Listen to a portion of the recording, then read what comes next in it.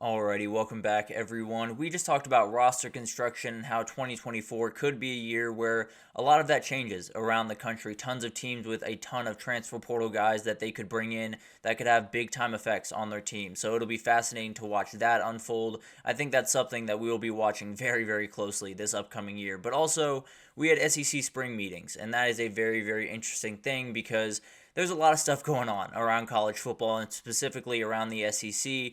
The House case has kind of dominated this discussion as well as the Jaden Rashada lawsuit, but there's tons of stuff to break down. So let's jump right in. Let's talk about all of this stuff. And it's one of those things where you get into this time of year and you're in a little bit of a lull, right? There is no spring football to talk about. There's no spring games to break down, but there's also not really time for predictions. I'm not getting into predictions till about August, so we have a little bit of a lull here. Now we have spring meetings. We have tons of stuff to break down in the meantime, so very much appreciate the SEC for giving us this, but the House versus NCAA settlement has dominated the conversations throughout the first couple of days there. This will continue throughout the week, and they'll continue talking about this throughout the week, to be totally honest with you. Greg Sankey started the meeting talking about kind of the future of college athletics and the future of his conference in particular, and essentially just said, a lot of this stuff is, mostly fine. They talked about the idea of employment, and he was kind of dismissive of that, just said it's not necessarily, what people really want in this entire thing. So I don't necessarily think that's something that, at least in the short term, is going to be pursued from the SEC's perspective. So that's a little fascinating to hear. Also, we got some very interesting details just from coaches about how they feel about the new settlement. Most of them were very, complimentary of this is something that needed to happen, this is something that had to happen at the end of the day. But also there were some gripes. The roster cap is something that they're very worried about because they like having their walk-on guys. They like having that ability to go to their well and find a guy that they, need in the back end. They like having this stability in practice, that type of thing. So that is getting a little bit of pushback. We'll see what happens with the scholarship reductions and that type of thing. But also, Jaden Rashada has been a huge topic of conversation, and we finally got to hear from that guy right there, Billy Napier. We got to hear what he thought about this case, what his kind of words were, and obviously he didn't have much to say because it is an ongoing lawsuit. You don't necessarily want to say anything out of turn by any means. So, but let's start with Greg Sankey. He said, plain and simple, he is not a fan of lawsuits. That is basically all he said about that. He is not very interested in talking about it. I don't think he's very interested in the possibility of this because I think he knows that this is not the last one. In fact, he kind of said as much when he was talking about this, that this is kind of the way of the world and you're going to have to, fight these battles from time to time. Obviously not what you want to be battling, especially from the SEC commissioner standpoint, but it's kind of the reality of college sports right now. Also, Billy Napier had something to say. Essentially, didn't say very much, had a very diplomatic answer, but he did say he was comfortable with his actions, which honestly speaks volumes to me. It shows that, one, the Florida contingent and Billy Napier's contingent is fairly confident in where they stand in this case, and some of that might be because there's not a lot of NCAA rules to enforce. Obviously, this will be, in a court of law, so a little bit different of a circumstances, but you can bring up those NCAA rules in that court of law, and possibly that helps you out in this case going forward. And then Kirby Smart was asked about it, really didn't have a ton to say about it. He said, Georgia's not involved, I'm not involved, so not really my problem, was essentially the way he put it. And I think that's the biggest thing about Kirby Smart that I've noticed over, the 6 or 7 or 8 years. I can't even remember how long he's been at Georgia. But the thing about Kirby is no matter what, you can have a million conversations going on. You can have a million things going on. He always keeps the main thing the main thing. And always the main thing is going to be winning football games. That is what Georgia fans want to hear. That's what Georgia fans need in their life, is a good Georgia football team. And that's what Kirby Smart does better than anyone in the entire country. He doesn't get caught up in these lawsuits. He's not going to throw, shade at anyone. He's not going to go after Billy Napier or Florida. He's not going to do any of that.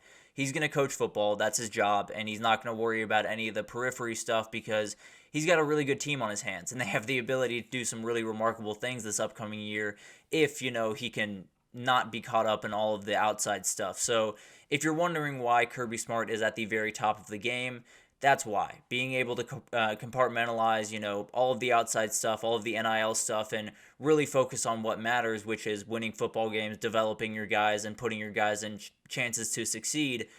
He'll be a winner, and that's the way he's done it for quite some time. Also, some other talking points from there. We had Texas and OU taking part for the very first time. Steve Sarkisian had some comments about Nick Saban joining game day, said he would be a great fit. We had transfers that are still on the market that Texas might be after, might not. It sounds like punter, if there was going to be a position, would be one that they would go after, but I expect them to kind of stand pat. Also, the 12-team playoff has gotten a lot of talk. Majority of teams will be coming from the SEC, if I had to imagine, so obviously makes sense that they're getting a lot of talk. I think one of the really interesting things that I was hoping would get decided this weekend, but is not apparently, is the expansion or not expansion to 9 games in 2025. So this is something that they obviously will talk about around next year or after 2025, excuse me. So they'll talk about it next year and they'll figure out where they stand.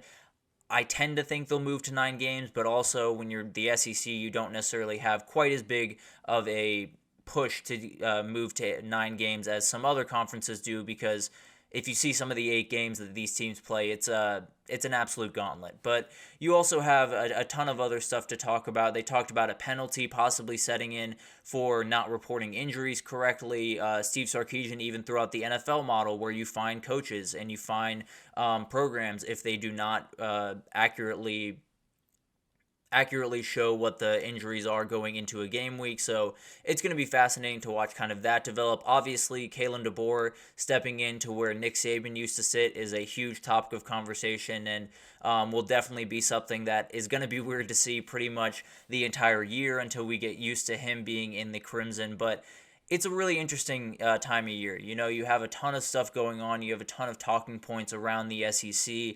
I think one of the most interesting ones to me is just how many coaches are not very happy with part of the new house settlement case, the part with the roster caps and possibly scholarship caps, because they like having, 120 guys, 130 guys on their roster because it gives them flexibility, not only in game day, but also in practice. You have the ability to have guys that, run scout team, and maybe if you need to bring them up for a day, they can run third string or fourth string guys. So it's a little bit of it makes roster construction, roster management that much harder.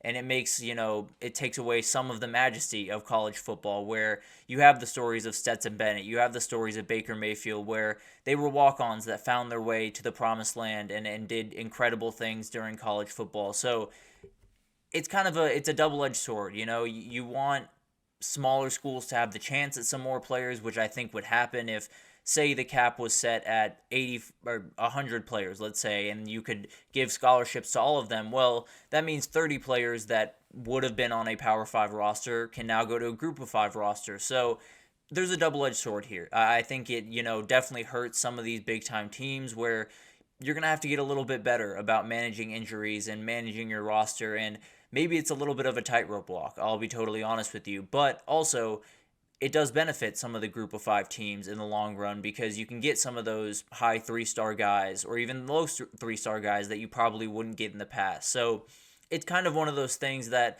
I think is going to be fascinating to watch. I don't necessarily think that a ton is going to change. I think there's going to be a little bit of a roster, downtick, just a little bit, but I don't necessarily think it'll be quite as aggressive as some that have been thrown out there. I think 85 was thrown out there. I'd be very surprised if that was the number. I think it's going to be 110, probably somewhere a little bit over 100, just because if the SEC coaches feel this way, then probably every coach around the country feels this way. So this is something where we're going to definitely watch it very closely, see how these teams are kind of impacted in the future by this. But also, it's one of those things that I don't necessarily think it's too big of a fight. I think you'll be able to find kind of a middle ground between the two and have the ability to maybe have walk-ons, maybe not, but also whether they're walk-ons or not, the story is still incredible if a kid comes from, the 5th spot on the depth chart all the way up to the top and makes some great plays. So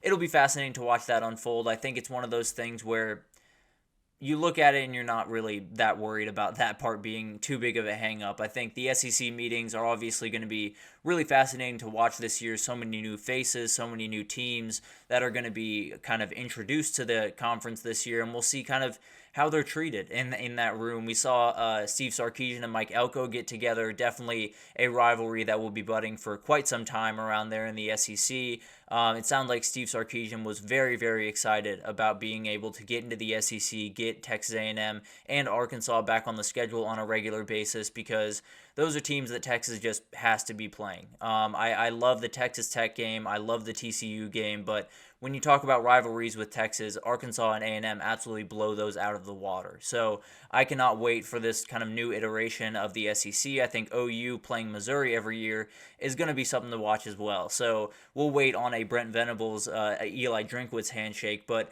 it's going to be incredible to watch this new conference kind of take shape, see who is sitting up top. We feel like it's Georgia right now. We feel like Texas is right up there with them, but who knows? This is a year that a lot of things could be turned on their head. Kalen DeBoer could come in and absolutely, assert his dominance, say that it's the same old Alabama as always, and really become a team to play to mess with. And then you have a ton of other teams to watch: Ole Miss, Missouri. So the SEC is one of those conferences that, from the outside in, it looks like we fully understand what's going to go on. We fully understand the tiers in that conference. It might just not be that simple. So we'll definitely break that down, more of the stuff coming out of these spring meetings, and obviously more SEC football as we get closer and closer to kickoff. But we're going to take our second break here, and when we come back, we're going to talk about Nick Harbor, a South Carolina wide receiver, tight end, edge rusher, whatever you want to call him. He's an elite athlete, and he might just be heading to the Olympics this summer, but not for football, obviously, but for track. So we'll break that down right after this, so stick with us.